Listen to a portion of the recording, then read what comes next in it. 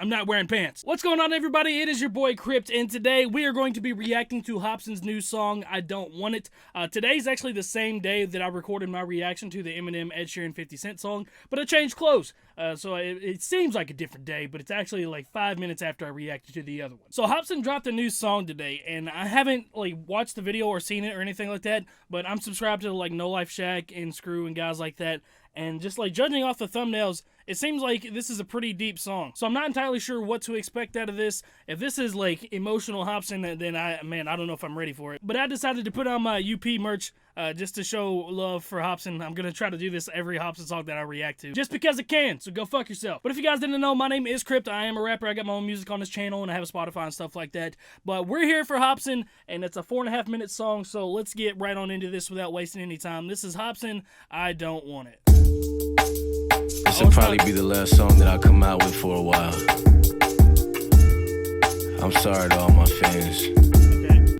Alright, so like right off the get, man, fuck, I can already hear it in his voice. And there's no video. It's all audio with a picture in the background, so I can already tell this is going to be pretty deep. He says it's probably going to be the last song y'all hear for a while. Sorry to all my fans. So, okay, I didn't know what to expect going into it, but now I'm getting mentally prepared for this, so here we go. I always think of Robin Williams, someone we loved and who we saw appealing. He made us all laugh as adults and children. Shit, all the millions that he had. I wonder what were his thoughts and feelings 5 minutes before the belt that cut his breath off and killed him. Probably something like my thoughts now. What goes up has gotta fall down. I guess I pour it all out, cause right now, the Reaper's in the room visiting. So if I do leave, at least you know why I did it then. Oh, fuck, man. Fuck. I hate this, cause like, I've been in the same mindset before, and it is a bitch to get out of. Man, there's fucking 4 more minutes of this. Damn it. Alright, so, basically, he brings up the Robin Williams situation. And most people are familiar with that. But, Robin Williams was, like, one of the funniest guys out there. Seemed like a positive, vibrant personality to the entire public. But was battling a lot of demons behind the scenes, and eventually hung himself and killed himself. And, there was this popular, and not meme, but, like, popular picture going around. And it was of this dude that went to the doctor. He's like, Doc, I'm depressed. I don't know what to do. And the doctor's like, easy. Bozo the Clown's in town tonight. He makes everybody laugh. Go watch him. And he's like, Doc, I am the clown. Like, what do I do? And that's kind of like what this is like. Hopsin has like this vibrant personality. Everybody loves him. Or at least I feel like a lot of people love him. And just behind the scenes, man, he's going through it. So that fucking sucks to hear. So let's keep listening, man. It started way back then when I was a kid at first. Niggas bullied me when they saw that I was an introvert. I was never cool, had no friends, no chicks would flirt. Every school year, it's like all my issues were getting worse. My whole life they was calling me corny, stupid. I never had a dad who was there to mentor me through it. Skateboarding was my escape. It wasn't just for amusement. My issues kept reoccurring, so I would resort to music. I'd vent about the burdens that were sitting in my heart.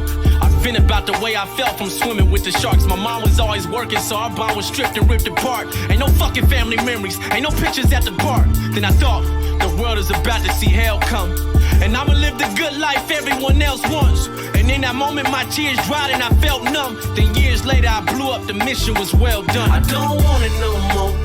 I don't want it no more. No more. I don't want it no more. I don't want it no more. No more. I don't want it no more. I don't want it no more. No more. I don't want it no more. I don't want it no more. Finally I was famous, people kissing my ass. I knew that I was only here cause it's revenge for my past. It's crazy. Went from a loser in school who got the worst grades to being praised for all my verses when I disperse rage. Okay, so man, I don't even want to pause it throughout this because it's all like a storytelling of like what's going on through his head, and basically saying he doesn't want this anymore. Man, it just fucking sucks to hear. Because like Hopsin is literally like, you can watch it in an interview I did with Mumfu Prophet. He asked me like, what inspired you to rap? And like I said, Tech 9 and Illmind of Hopsin 5. Like those are the two things that initially started me to want to rap. So like Hopsin is like a huge part of who I am, and it's a huge part of how I write. So just hearing this and that he doesn't really want this anymore, and just going through his emotions right now fucking sucks. But let's just keep listening, man. Fuck. I copped a whip, moved out the ghetto like bye haters.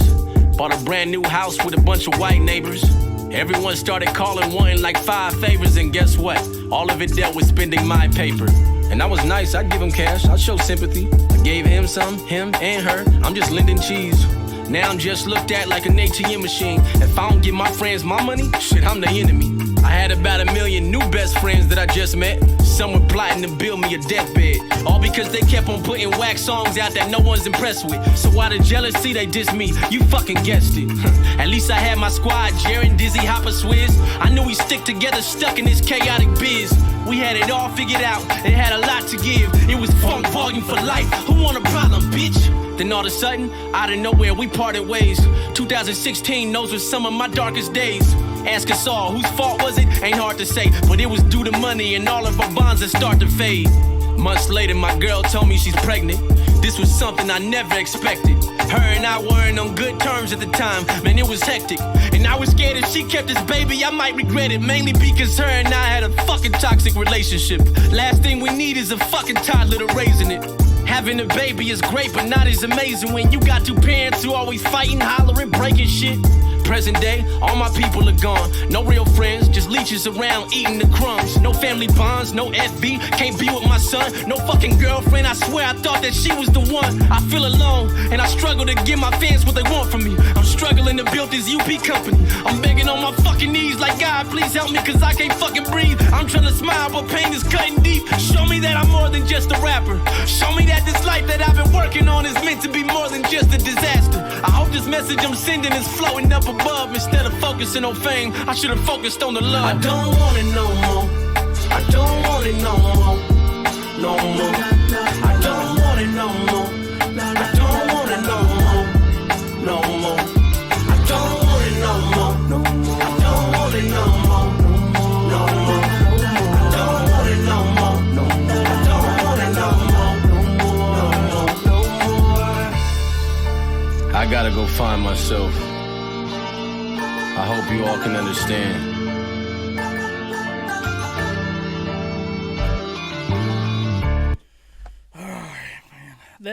Man, first of all, I just want to point out, like, even though he's going through, like, all this horrific shit and just, like, he's battling his own mind right now, you can't deny the man's ability to make music and to, like, paint a picture with his words. He had such a descriptive storytelling style. It's very specific to Hopsin, and it's part of what really drew me into him when I first started listening to him. And it just sucks, man, because I've literally watched him go through all of this stuff, like, everything that he was talking about. Like, when Funk Volume broke up in 2016, because Dame, and, like, the money situation was kind of fucked up, and then he started Undercover Prodigy, and had a little struggles trying to get it out there the way he wanted to, like Funk Volume was. And then the whole thing with his girlfriend, and then having a kid that he doesn't really know if it's his, but he's pretty sure it's his, and then, like, he can't see it, he can't go to Australia. I've literally watched him go through all this shit, and I feel like I've been a part of all of it as well. So if you're a Hopsin fan, and, like, you've pretty much watched all this like I have, I'm a very die-hard Hopsin fan, and I've just watched him go through all this, and it just kind of makes you realize, like, people are human, man. I mean, Hopsin seems like this bigger than life sort of thing sometimes, but, like, he can only take so much. And I think a lot of people fail to recognize that with everybody. Like, even myself, like, I mean, I take a lot of shit on the internet all the time, and I can usually laugh at it. But sometimes, man, it just, too much. Sometimes it just stacks up too much, and I can't fucking take it. And like I said, I've been in this situation before. I will inevitably be in it again one day. And it is a bitch to get out of. It's hard as fuck to get out of. You get stuck in it for a long time. So, Hop, if you're watching this, I don't know if you watch the reaction videos or anything to this song, especially this one, because I feel like you kind of don't really care what people think about it. I don't know. I mean, I've been through this, man. I have my own ways of trying to cope with it. Just man to man, somebody who has been there and somebody who has battled through this shit. I don't know.